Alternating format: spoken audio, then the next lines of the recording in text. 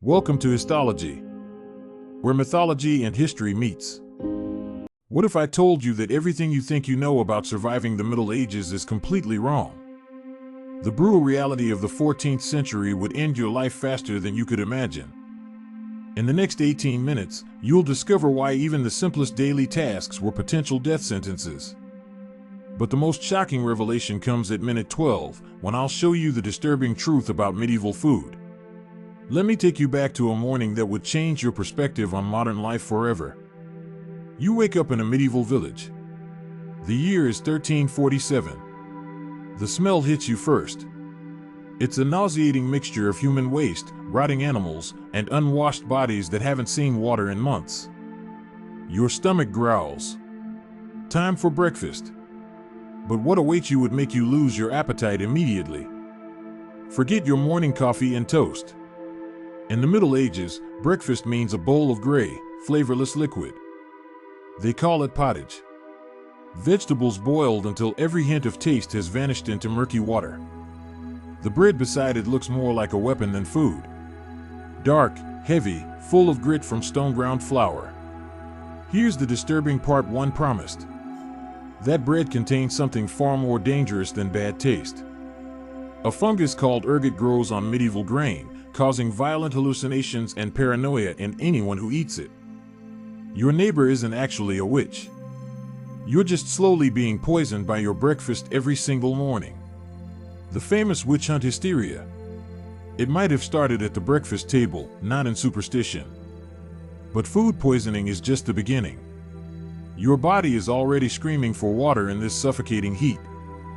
You see the river flowing nearby. Fresh, cool water.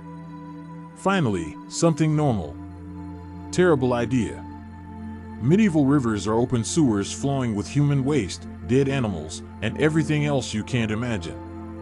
Drinking that water means certain disease. So what does everyone drink instead? Beer. All day, every day. Even 5-year-old children wash down their contaminated bread with wheat beer at every meal throughout the day. While you're scrolling through Instagram with your latte, medieval kids were more buzzed than adults at happy hour. Hold on to that thought, because what comes next makes bad food and constant drinking seem like luxury problems. It's time to clean yourself. You reach for soap and water. But in medieval thinking, that's suicide. Medical experts genuinely believed that bathing opened your pores, allowing deadly diseases to enter your body directly. Most people went months without washing anything except their hands and face. Some went longer. The official rule was simple and horrifying. 2 baths per year. If you were lucky enough. The bathroom doesn't exist as you know it. Under your bed sits a wooden bucket collecting waste. When it fills up, someone opens the window and dumps it directly into the street below. In crowded cities, people shout Gardeloo before throwing. It's a warning, not an apology. Imagine walking through streets flowing with human waste, dead rats, rotting garbage, and animal carcasses everywhere. People carry small bags of herbs pressed to their noses, desperately trying to mask the overwhelming stench. It's medieval deodorant. And it barely works against the assault on your senses. This brings us to the daily grind that would break even the strongest modern person. Forget labor laws. Forget weekends. Forget 8-hour workdays. Medieval life means brutal, endless labor from sunrise. You're a peasant now. You rise before dawn and work 16 hours plowing fields with primitive tools. Your payment for backbreaking labor? Enough copper coins to buy 2 loaves of that stone-filled, poisonous bread. Before we continue with the most shocking part about medieval medicine, please subscribe to Histology to support us. Your support helps us bring these incredible true stories to life. What comes next will horrify you. Artisans have it worse in different ways. Blacksmiths inhale toxic smoke daily until their lungs give out. Tanners work with urine and flesh-burning chemicals that destroy their skin and shorten their lives dramatically. Children become apprentices at age 7, living as near slaves until adulthood, if they survive that long. And you think your unpaid internship was rough? Medieval kids literally worked themselves to early graves. But nothing compares to getting sick in the Middle Ages. That's when your nightmare truly begins. You feel feverish. Your throat burns. In the modern world, you'd take medicine and recover quickly. In the 14th century, you've just cut your survival odds in half. Medieval doctors don't understand germs. They believe in miasma. Bad air floating through towns, carrying disease through invisible, corrupted vapors everywhere. They also believe your body contains 4 humours. Blood, phlegm, yellow bile, and black bile must stay balanced. The cure for almost everything? Bloodletting. They open your veins and let blood pour out freely.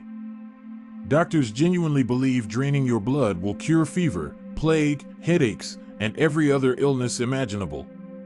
If bloodletting isn't available, they apply 70 leeches to your body at once, sucking out your life. Without antibiotics, a simple cold becomes deadly. The remedies include drinking mercury for skin problems. The treatment ends your life faster than the disease ever could. But at least they tried. Remember how I said your survival odds were cut in half? Here's why that was optimistic. Say someone accuses you of stealing bread. Medieval justice demands brutal punishment for minor crimes like this. Over 200 crimes are punishable by immediate execution. Stealing, lying, even speaking against the church.